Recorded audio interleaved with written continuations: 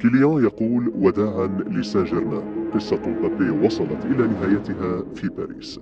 بالنسبة للنادي الفرنسي فهو كابوس، وبالنسبة لمبابي فهو حلم الطفولة. فمبابي اتخذ قراره، حان وقت مدريد لتستمر احتفالات النادي الملكي المتوج توا بلقب دوري الأبطال.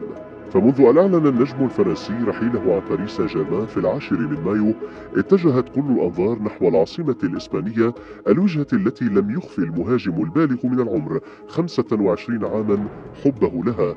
فملصقات ريال مدريد زينت جدران غرفة نومه في طفولته، ولم يتردد النادي الملكي في التواصل مع اللاعب على مدى السنتين الأخيرتين، لا سيما من قبل رئيس النادي الملكي مباشرة، الذي جعل من التعاقد مع مبابي أولوية لفريقه.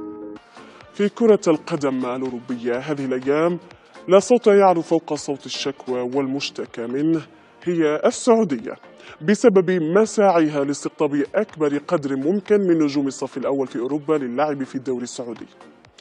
لكن اقتراب صفقة انتقال الهداف التاريخي لليفربول ونجمهم الأبرز محمد صلاح إلى الاتحاد السعودي أثار الكثير من الجدل.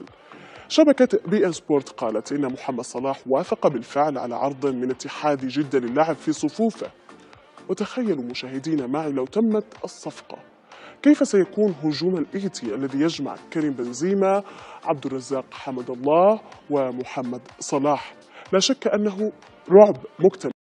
في وقت كانت فيه جماهير ريال مدريد تستعد للاحتفال ببقاء نجمها توني كروس عاما آخر في قلعة البرنابيو، فاجأ اللاعب الكثيرين بإعلانه تعليق حذائه بعد ختام نهائيات أوروبا.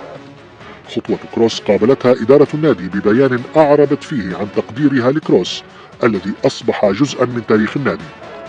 مسيرة كروس بدأت مع الميرينجي عام 2014، وخلال رحلته توج بلقب دوري أبطال أوروبا 4 مرات، كما أحرز كأس العالم للأندية 5 مرات، بالإضافة ل4 ألقاب في الدوري الإسباني ولقب وحيد بكأس ملك إسبانيا.